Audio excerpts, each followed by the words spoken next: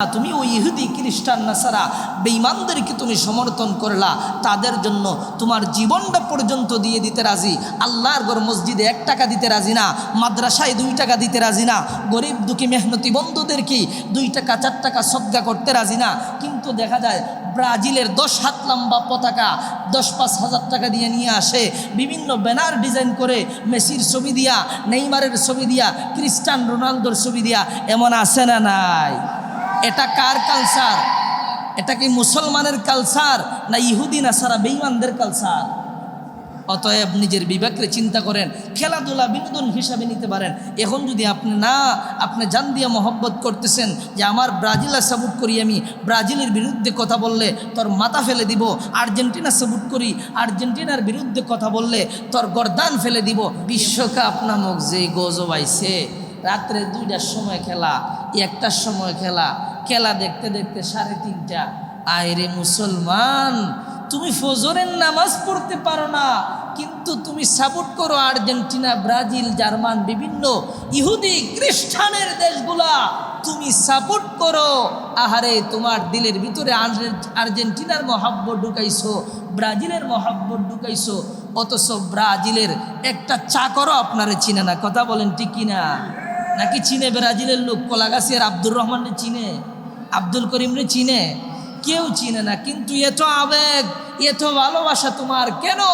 ওই প্লেয়ার যারা খ্রিস্টান বেশিরভাগ, আর্জেন্টিনা দেখলাম একটা নিউজের মধ্যে ইসরায়েলের পক্ষ নিয়েছে, মুসলমানদের সবচেয়ে বড় দুশমন ইসরায়েলের পক্ষ ছাড়া নিয়েছে।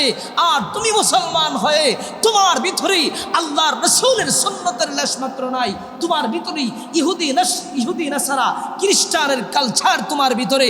মনে রাখবা, আল্লাহর রাসূলের সঙ্গে তোমার হাসর হবে না, ইহুদি খ্রিস্টান বৌদ্ধ নাসারার সঙ্গে তোমার হাসর হবে। কথা কোন ঠিক? রাত্রে 2টা-3টার সময় উঠে খেলা দেখতে পারো, কিন্তু নামাজ আদায়ের বেলায় গাফলতি, নামাজ আদায়ের বেলায় গাফেল। আল্লাহর ঘর মসজিদের ভিতরে আইসা আল্লাহর কদমে সেজদা দিবা, এটা তোমার কপালে জোটে না। মনে রাখবা, তোমার মতো কপাল পরা আল্লাহর আসমানের নিচে জমিনের উপরে আর একটাও নাই। হ্যাঁ, খেলা দেখো, বিনোদন হিসাবে দেখবা, কিন্তু যেই খেলা দেখতে যায় দেখা যায় আমাদের দেশে এমনভাবে মারামারি হয়। 2 বন্ধু, এক বন্ধু সাপোর্ট করে ব্রাজিল, আরেক বন্ধু সাপোর্ট করে আর্জেন্টিনা। 2 বন্ধু কথা কাটাকাটি করতে করতে হাতাহাতি হয়ে যায়, হাতাহাতি হইতে হইতে এক পর্যায়ে খুনাখুনি পর্যন্ত হয়ে যায়। এমন নজির বাংলাদেশে আছে না নাই? কথা বলেন না, আছে না নাই? অহরহর গত বছরও এমন ঘটনা ঘটেছে। দেখবেন যেই দিন যারা যেই দল সাপোর্ট করে গোল দিলে এমন জোরে চিল্লি দেয়, মনে করে যে এলাকার মধ্যে কি যে বম ফুটতেছে, আল্লাহ পাক ভালো জানে। এত জোরে আওয়াজ দেয়া উঠে, ওই আওয়াজের সঙ্গে আল্লাহ না করুক কখন জানি ইমান চলে যায়। তুমি মুসলমান, তুমি ইমানদার, তোমার কাছে তোমার ইমানের গুরুত্ব বেশি, তোমার আমলের গুরুত্ব বেশি। কিন্তু না, তুমি ওই ইহুদি খ্রিস্টান নাসারা বেঈমানদেরকে তুমি সমর্থন করলা, তাদের জন্য তোমার জীবনটা পর্যন্ত দিয়ে দিতে রাজি।